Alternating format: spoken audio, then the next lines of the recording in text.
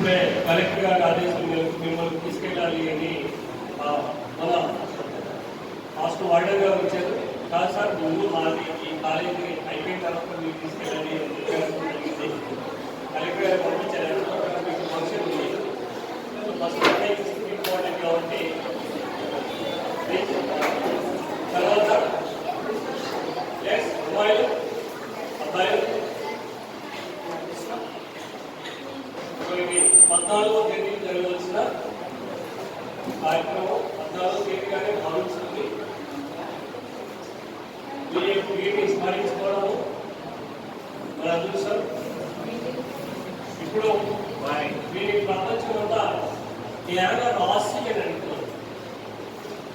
జ్ఞానంతో వచ్చిన ఒక వెలుగు అక్కడ దిగింది. దాన్ని ప్రపంచానికి చాటి చెప్పాలనే ఉద్దేశంతో బహుశా దేవుడు అనుకున్న స్ట్రక్చర్ చేసి పంపించాడేమో అని విశ్లేషకులు ఈరోజు పేపర్లో WHO వాళ్ళు కూడా గమనించి అక్కడ వాళ్ళ ఆ టవర్లలో మన అంబేద్కర్ గారిని కూడా చూపించాలి అనే ఒక రెజల్యూషన్ తీసుకొచ్చారు. అది రివిజన్ పత్రికలో నిలిచారు మార్నింగ్. అలాంటి మహా మేధాలు వారి చదివిన ఆ యూనివర్సిటీలో ఏకుగా వీటి ఒక బొమ్మ పెట్టేసి ఒక మ్యూజియం కూడా స్టార్ట్ చేశారు. చదువు అనంతరము మోడల్లో పుస్తకాలను తీసుకొస్తుంటే ఆ అలల వల్ల కొన్ని పుస్తకాలు పోతే మనం ఏ విధంగా అయితే మనం ప్రేమించిన వాళ్ళు చనిపోతారు, లేకపోతే బాధపడతామో అంతకంటే ఎక్కువ బాధపడి జ్ఞానం వెళ్ళిపోతా ఉంది, అంటే సముద్రం కలిసిపోతుందని అంత బాధపడిన వ్యక్తి వారు పరిశోధించి శోధించి రాసి ఇప్పుడు కొన్ని దేశాలు వారిని స్ఫూర్తిగా తీసుకొని దాన్ని అమలు పరుస్తున్నారు. అందులో భాగంగానే మనము సాగర్ మన నారాయణ గారు చెప్పినట్టు ఒకే పూలమాల వచ్చి నమస్కారం చేయడమే కాదు సార్, అది మన జీవితంలో అన్వయించుకొని మనం ఆ విధంగా మౌల్డ్ అవుతే నిజంగా మనం ప్రపంచానికి సేవ చేసినట్టే. ఆ విధంగా సేవా మార్గం మీలో ఏర్పాటు చేయాలని ఒక చిన్న ఒక కాన్సెప్ట్ తీసుకొని ఇక్కడికి వచ్చిన తర్వాత నేను ఎందుకో తెలియదు, వీరి మహాత్ములో వర్ధంతులు జయంతులు వస్తే అరవై నిద్రపడు ఇప్పుడు ఓపెన్గా చెప్తున్నాం. అబౌట్ 2:30కే లేచి కూర్చుంటారు. అదేమో నాకు తెలియదు. సో ఆ తర్వాత విషయం వాళ్ళను మీలో ఆహ్వానించుకోండి. మీరు కూడా ఆ స్థాయికి రావాలి అని వొకేషనల్ జూనియర్ కాలేజీ మళ్ళీ ఒక పతాక స్థాయికి తీసుకెళ్లే బాధ్యత మీ భుజస్కంధాల పైన ఉంది. కాబట్టి ఈ యొక్క మార్పు మీలో కాకుండా మీ చుట్టూలో ప్రపంచాన్ని కూడా మార్చాలి. ఇంకా వీరి గురించి చెప్పుకుంటే కొన్ని రోజులే పడుతుంది. సో మీరు రచించిన ఆ గ్రంథం కూడా మన లైబ్రరీలో అందులో ఏర్పాటు చేస్తాను. ప్రతి ఒక్కరు చదవడానికి మీకు కలిగిస్తాను. సో ఈ కార్యక్రమానికి వచ్చిన మీ అందరికీ కూడా ప్రతి ఒక్కరి మనస్ఫూర్తిగా నమస్కారం తెలియజేస్తూ ఇప్పుడు మన ఆరవ గారి ప్రస్తుతం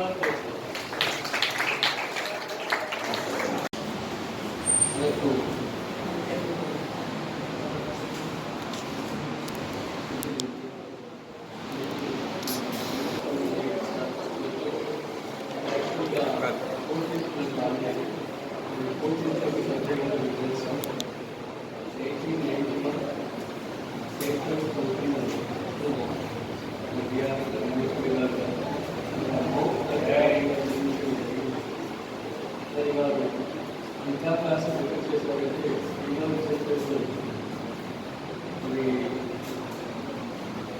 సరదాగా విద్యాభ్యాసం జరిగింది. ఆ సకాలంలో విద్యాభ్యాసం చేపడితే మరి పూర్తిగా ఎందుకంటే జీవితాలకు ఆయన చనిపోయిన తర్వాత అంటే 1890లో ఆయన చనిపోయారు. పుట్టినప్పుడు 1884లో వచ్చారు. తర్వాత కాలంలో అంటే 2006 ఇయర్స్ తర్వాత శతాబ్దంలో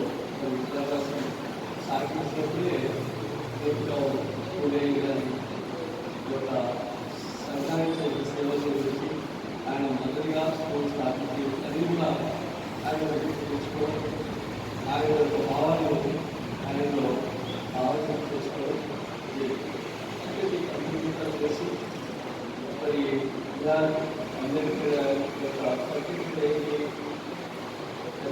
ఏంటి రాజ్యాంగ కర్త రాజ్యాంగ పరిస్థితి ఎప్పుడు 1928 జవహర్లాల్ నెహ్రూ గారి టైంలోనే రాజ్యాంగ పరిస్థితి ఏర్పాటు చేయాలి, రాజ్యాంగాన్ని సపరేట్గా ఎక్కువగా చేసుకోవాలి అని అప్పటి నుండి అంటే బ్రిటిష్ టైంలో ఉండే ఆ భావన అయితే 1947లో మనకు ఆగస్టు 15 శాసనం రావడం, 1947 ఆగస్టు 29 రాజ్యాంగ పరిస్థితులు రాజ్యాంగ కొన్ని రచించడానికి ఒక కమిటీని ఏర్పాటు చేయడం జరిగింది. దాన్ని ముసాయిదా కమిటీ. ఆ ముసాయిదా కమిటీ ఎవరు అందించిందంటే భీమ్రావ్ మొహమ్మద్ అంబేద్కర్ గారే కదా, ఇలా అంబేద్కర్. అందుకే ఆయన ఏమన్నా ఈ తెలుగులో అనుకుంటారు, రామ్జీ అని కూడా అనుకుంటారు, లేదా ఇలా అంబేద్కర్ కూడా ఇంత అధ్యక్షులు ఆయన. దాని తర్వాత సంస్కృతంగా కొంత భిన్నంగా ఉండడం, అలాగే ముఖ్యంగా రాసిన వ్యక్తి ముఖర్జీ గారు ఉండడం, 1948 ఫిబ్రవరి 28 రాజ్యాంగాన్ని రచించి అది రాజ్యాంగ ప్రసిద్ధి. తర్వాత కాలంలో 765 సమర్థన రావడం, దాని కుటుంబానికి సమర్థన చేయడం, తర్వాత ఈ రాజ్యాంగాన్ని 1949 నవంబర్ 26లో 24లో ఆమోదించడం జరిగింది. ఎందుకంటే మనకు 1949 నవంబర్ 24 ఆమోదించిన తర్వాత మనకు మొన్న సంస్కృతి సార్ చేసే రాజ్యాంగ విషయాన్ని ఏదైతే లిఖించారో ఆ రాజ్యాంగాన్ని ఆమోదించిన రోజు మరి ఆలోచన అయితే 1950 జనవరి 24 రాజ్యాంగ పరిస్థితులు రాజ్యాంగ పరిస్థితులు సమావేశం చేయడం, మరి రాజ్యాంగ పరిస్థితులు ఆ రాజ్యాంగాన్ని 1950 ఆ రోజుల్లో రిపబ్లిక్ ఇదే జరుగుతుంది. ఎలా ఉంది కదా, ఇదంతా కూడా భారతీయులు పెద్ద ఖర్చులు ఇలా అంబేద్కర్ గారు వారు చేసిన రాజ్యాంగ విషయాల కమిటీ వల్లనే అన్ని హక్కులు ఉన్నాయి. సమాన హక్కులు కానీ, మరి స్వాతంత్ర హక్కులు కానీ, లేదా ఏమీ కూడా మనకు కావాల్సిన అన్ని హక్కులు కూడా ఎక్కడి నుంచి వచ్చాయి, మన రాజ్యాంగంలోనే వచ్చాయి. కాబట్టి దాన్ని మన భారతీయులకి ఇలా అంబేద్కర్ అయితే వారి మంచికే కాకుండా గొప్ప రచయిత, సర్వ సంస్కృత, మరి యాంటీ క్యాస్ట్ రిఫార్మర్ కూడా అంటే కూడా అందరూ కూడా సమాన అని ఒకసారి వ్యక్తి ఏంటంటే ఇలా అంబేద్కర్. కాబట్టి ఇలాంటి మంచి పనులు వారు చేశారు కాబట్టి మనం ఈరోజు వారితో కలుస్తుంది. అందుకని మీకు ఒకసారి परिवर्तन संसारे मृतक को आन पाए सला लीना जाते అంటే ఈ మార్పు జరుగుతున్న ప్రపంచంలో అన్ని కూడా శాస్త్రం ఏది ఉండదు. కానీ మృతత్వ ఆన ఛాయితే సదా తీవ్ర జాస్తి జాతి ఉన్నట్టు అంటే ఈరోజు కోరుకున్నామని ఎప్పుడైనా ఒకసారి పుట్టినవాళ్ళే ఆ పుట్టినప్పటికీ వారి నియోజకవర్గంలో కోరుకున్నామంటే వారు చనిపోయినప్పటికీ వారిని కోరుకున్నామంటే వాళ్ళు చేసిన మంచి పనులు, వాళ్ళు చేసిన సమాజంలో మంచి పనులు వల్లే వారు నిత్యము పుట్టుకనే వాళ్ళు ప్రతిరోజు పుట్టుకలలో ఉంటారు. వారికి మరణం అనేది లేదు, మరణం అనేది లేదు. కారణం ఏంటంటే సంఘానికి చేసిన మంచి పనులే.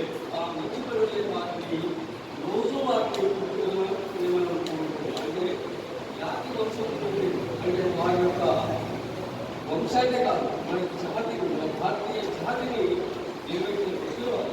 అందుకనే వాటిని మనం పొగుడుకోవాలి, ఖచ్చితంగా వారి ఆశయాలను అవలంబించాలి, అభినందించాలి.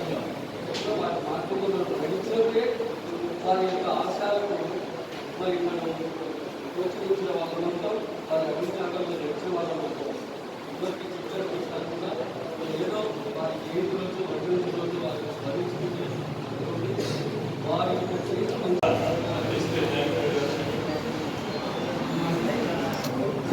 Thank you sir.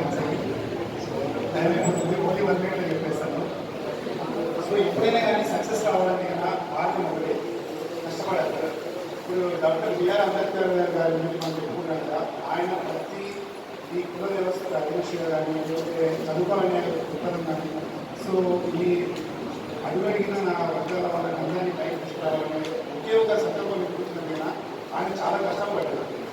సో ఎప్పుడైతే కష్టాలు ఎప్పుడు ఎవరైతే పడతారో వాళ్ళకు అది నాకు నన్ను ఇట్లా చూసారే, నన్ను ఇట్లా బాధపడాలనే లేకుండా అని ప్రతి ఒక్కరికి ఆశయం అనేది రోజు పెరుగుతూ ఉండాలి, మనకు కూడా సంకల్పం ఉండాలి. సో అప్పుడే మనము ఆ ప్రాబ్లమ్స్ అన్నింటినీ ధైర్యంగా కూడగలి ఒక మంచి వ్యక్తిగా మనం సక్సెస్ అవుతాం.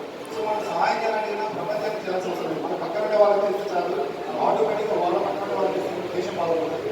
సో కుటుంబం బాగుండాలంటే ఆ ఇంట్లో ప్రతి ఒక్కరు బాధ్యతగా ఉండాలి, అప్పుడు ఆ కుటుంబం ఖచ్చితంగా సక్సెస్ అవుతారు. మీరు చూడండి, తల్లిదండ్రులు అయితేనా ఆ పిల్లల్లో ఎవరెవరు ముగ్గురు నలుగురు అంటే ఒక్క చదువుకుంటే చాలు, ఎంటైర్గా వాళ్ళు లైఫ్లో సెటిల్ అయ్యారంటే వాళ్ళ అన్నదమ్ములకి వాళ్ళ పేరెంట్స్ కూడా నేమ్ వస్తుంది. సో ఆ కుటుంబంలో వ్యక్తి వల్ల కంప్లీట్ ఆ కుటుంబానికి మంచి పేరు వస్తుంది, ఆ కుటుంబం బాగుంటే ఆ ఊరిలో మంచి పేరు వస్తుంది, ఆ ఊరు బాగుంటే దేశం బాగుంటుంది. ఒకటి చెప్పగలను, ఒక్కొక్క ఎగ్జాంపుల్ ఏంటంటే ఒక 2 గంటలు ఉంటాయి సముద్రం పొద్దున, ఆ 2 రాత్రులను వాళ్ళు డిస్కస్ చేస్తున్నారు మరి వాటర్ అందరూ ఉంటారు, పిల్లలు అందరూ వస్తున్నారు, చాలా హ్యాపీగా ఉంటారు. సో ఒకనొక రోజు ఆ 2 పంటల నుంచి కొండలు ఉంటాయి కదా చిన్న సముద్రం పడిన ఒక పంట తీసుకొని పోవాలి, నేను దాన్ని కొట్టాలి అంటారు. కొండలు. సో ఏపీ మాట్లాడుకుంటాను, నేను పూర్వం అది అనుభవించలేదు, ఇక్కడే హ్యాపీగా పిల్లలందరూ వస్తారు, సమ్మర్లో ఆడుకుంటారు, దానిలో వాడుకుంటాయి, రాకపోతాయి, చాలా ఆనందంగా బి అంటారు. సో ఏ అంటది, సో నీకోసం నేను సాక్రిఫైస్ చేస్తాను, ఏ నేను వెళ్ళిపోతాను అనేది చెప్తుంది. ఆ కొండ పంటదానికి ఏది తీసుకొని పోయి దాని స్టిక్లు కొట్టి కొట్టి కొట్టి కొట్టి పక్కన పెడతారు. సమ్మర్ వస్తుంది, ఈ బీ మీద వాటర్ పోతుంది, ఫ్లో ఉంటుంది, చాలా హ్యాపీగా ఉంటుంది, ఆనందంగా ఉంటుంది. సమ్మర్ వస్తుంది, వాటర్ అంతా ఎవాపరేట్ అయిపోతాయి, పిల్లలు రావడం మాట్లాడతారు, బీ అక్కడే ఉంటుంది. ఏ కోసము ఇక్కడ ఏదైతే ఉన్నారో ప్రపంచం మొత్తము గుడికి వెళ్ళి గుడిలో దేవుడిగా ఉంటారు, ఎక్కడ దొరికినా కూడా పూలు తీసుకొని పాదాలు చేస్తారు.